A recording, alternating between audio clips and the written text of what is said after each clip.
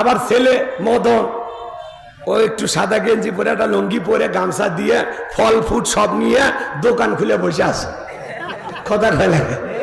এখন যে সমস্ত মহিলারা হলুদ দিতে গেছে, ওরা মানে যে প্লেট আছে একটা ফাঁকা প্লেট, ফকির তো, ওই ফাঁকা প্লেটে 500 টাকা 1000 টাকা দেয় আর বলে দুলে ভাই আমি কিন্তু ওই যে পিঙ্কির সাথে বিয়ে হচ্ছে, ওর কিন্তু মামা তো বোন। কথা কয় না কে? এই কথা বলে প্লেটে খাবার দিয়া ভালো করে বলছেন, ওই প্লেটে ওই ফকিরের 500 টাকা 1000 টাকা দিয়া ওখান থেকে পাইসটা বলে দুলে ভাই হা করে। দুলে ভাই হা করছে, ও তো জীবনে খাইনি, পাংলাস মাসের মতো হা করছে। এই মেয়ে আবার হেব্বি সে আনা, দুলে ভাইয়ের মুখে না দিয়া 10 পর্যন্ত হ্যাঁ নিজের মুখে দিছে, দুলে ভাইকে 10 দিছে, দুলে ভাইকে খাওয়াইতে পারে নাই, মানে দুলে ভাইয়ের মুখে না দিয়ে নিজের মুখে দিছে। বুঝতে পারছেন তো? বলে দুলে ভাই হা করেন, এই কথা দুলে ভাই হা করছে, ও আবার নিজের মুখে দেখে বলতেছে দুলে ভাই আপনারা ঠকাইলাম। তখন দুলে ভাই বলে আজকে ঠকা, সুযোগ পাইলে তোরেও ঠকাবো। কথা কন ঠিক কিনা? এরকম আছে না নাই?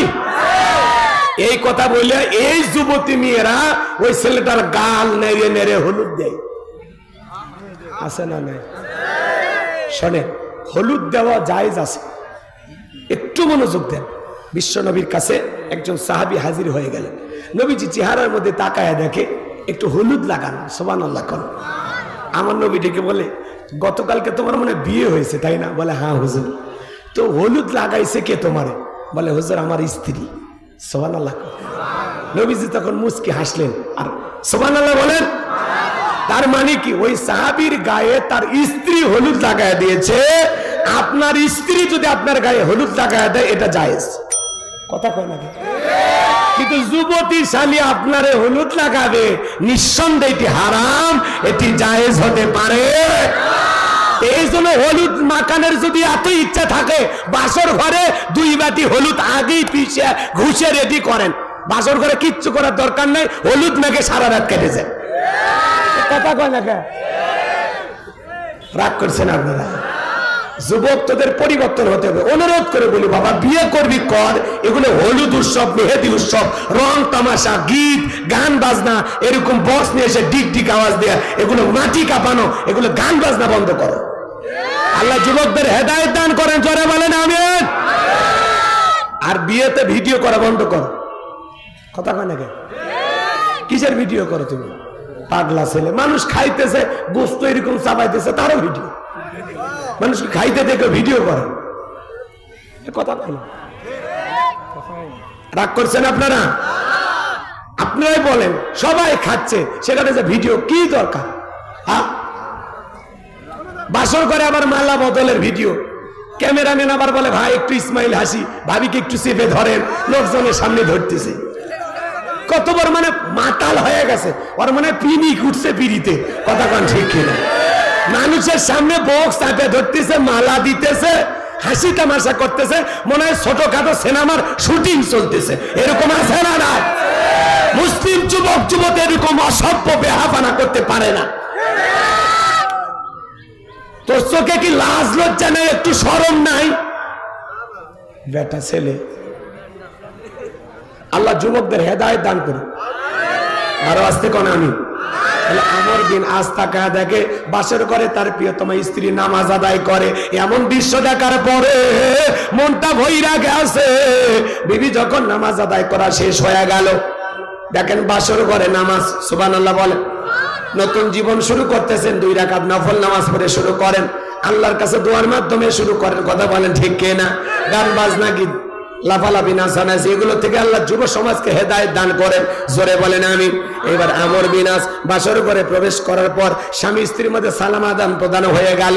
এইবার প্রিয়তম স্ত্রীর মুখের ঘন্টা তোলার পর এক নজর তাকায়া মনের ভিতরে কষ্ট নিয়ে বাসর ঘর থেকে বের হয়ে আসলেন। প্রিয়তম স্ত্রী মনে মনে ভাবে, আমি তো স্বামীকে কিছুই বললাম না, কেন আমার স্বামী ঘর থেকে বের হয়ে গেল? বিষয়টা আমি বুঝতে পারলাম না। ভালো করে বুঝবেন। এইবার মেয়েটা 1 পা 2 পা করে ঘরের দুয়ারে এসে তাকায় দেখে স্বামী বাড়ির বাহিরে বারান্দাতে দাঁড়িয়ে আছে।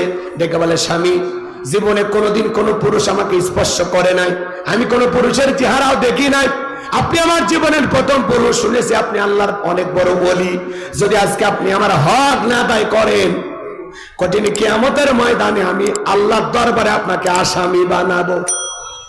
আল্লাহর ওলির অন্তরে ভয়। বাসর ঘরে প্রবেশ করলেন, বিবির সাথে ভালোবাসা বিনিময় হয়ে গেল। এইবার ভালোবাসা বিনিময় করার পর পরের দিন সকালবেলা উঠে চলে গেল। 1 নয় 2 নয় 25টা বছর অতিবাহিত হয়ে গেল, আর বিবির কাছে আসে না, বইয়ের খবর নেয় না।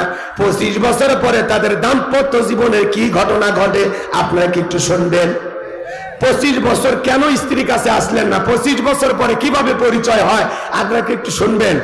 কারা কারা একটু হাত তোলেন তো দেখি। লিল্লাহে তাকবীর। তাহলে হযরত ওমর ফারুকের কথা মনে আছে না নাই?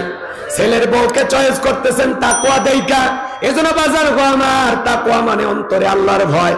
যার অন্তরে আল্লাহর ভয় আছে, যে নেককার দিনদার নামাজি, এমন মেয়ে যদি ছেলের বউ হয় আপনার ঘরে আসে, যে মেয়ে মুখ দিয়ে কোরআন তিলাওয়াত করে, মাথা নত করে আল্লাহকে সিজদা দেয়, পর্দা করে বাহিরে যায়, এমন পুত্রবধূ কোনোদিন শ্বশুরকে গালিগালাজ দেবে না। কথা বলেন ঠিক কিনা?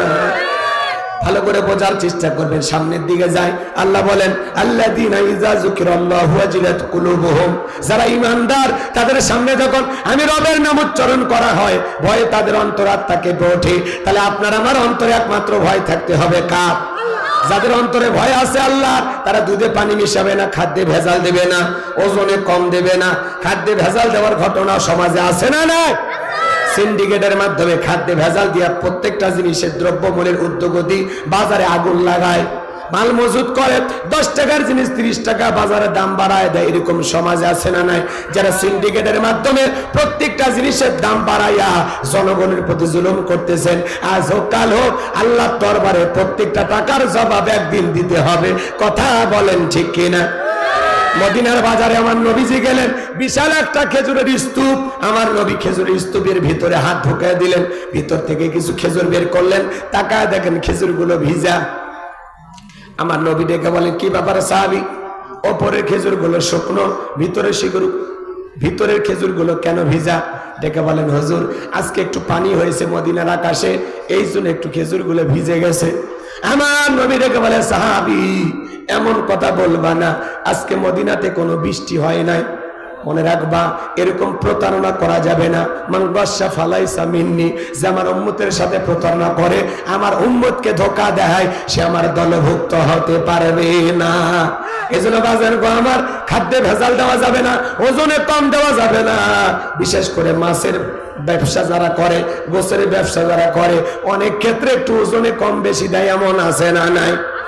আবার যারা দেখবেন বাড়িতে বাড়িতে চাল ডাল ক্রয় করে, এরা নেওয়ার সময় বেশি নেয়, দেওয়ার সময় কম দেয়, আছে না নাই? এজন্য বাজান গো আমার, আল্লাহর ভয় যাদের অন্তরে আছে, এরা সুদ খাইতে পারবে না, ঘুষ খাইতে পারবে না, জিনা করতে পারবে না, জবিরাল চলতে পারবে না, খাদ্যে ভেজাল দিতে পারবে না, ওজনে কম দিতে পারবে না। আল্লাহর ভয়ে সকল গুনাহ থেকে কারা কারা নিজেকে বাঁচিয়ে রাখবেন? 2 হাত তুলে আল্লাহকে দেখান। আল্লাহর ভয়ে আজ থেকে আমরা শপথ গ্রহণ করব, কোনো গুনাহ করব না। কোন গুনাহের কাজ করার আগে নিজেকে বলবে, তুমি এই চিন্তা যদি সামনে থাকে, তাহলে আপনি গুনাহ করতে পারবেন না, যে আমি যা করতেছি সব আমার আল্লাহ দেখতেছে। কথা বলে ঠিক কিনা? এবার 2 নাম্বার, আমার আল্লাহ রাব্বুল আলামিন বলেন, ওয়াস-সাবিরিনা আলা মা আসাবাহুম। আল্লাহু আকবার। আমার আল্লাহ ডেকে বলেন, যারা বিপদ আপদ মুসিবতে সবর করে, ধৈর্য ধারণ করে, ওয়াস-সাবিরিনা আলা মা আসাবাহুম, বিপদ আপদ মুসিবতে সবর করা দরকার আছে না নাই? ধৈর্য ধারণ করা দরকার আছে না নাই? যারা বলেন আছে না নাই? সবরকারী বান্দা হতে হবে, ধৈর্যশীল বান্দা হতে হবে। এই পৃথিবীতে ধৈর্যের পরীক্ষা দিয়েছিলেন আল্লাহর পয়গম্বর আইয়ুব আলাইহিস সালাম। একটু জোরে কোন সুবহানাল্লাহ। কি নাম বলছি? সবর। আপনি যদি ধৈর্য ধারণ করতে পারেন, আপনার জীবনে সফলতাকে দেবেন কে? ইন্নাল্লাহা মা'as-সাবিরিন। ধৈর্যশীল বান্দাদেরকে ভালোবাসেন কে? সবর। সবরের ফল আপনি পাবেন। আপনি যদি ধৈর্য ধারণ করতে পারেন, সফলতা আপনার আসবেই ইনশাআল্লাহ। মানে কোন মানুষ যদি সবর করে, ধৈর্য ধারণ করে, আল্লাহ তাকে বিমুখ করে না, এর পুরস্কার আল্লাহ তাকে দেয়। বলেন না কেন? সবরের পুরস্কার কে দেয়? আরো জোরে বলেন, কে দেয়? তাহলে একটু খেয়াল করেন, ওয়াস-সাবিরিনা আলা মা আসাবাহুম। মুমিন জীবনের সবচেয়ে গুরুত্বপূর্ণ একটা পয়েন্ট হলো সবর, ধৈর্য ধারণ করা। কথা বলেন না কেন?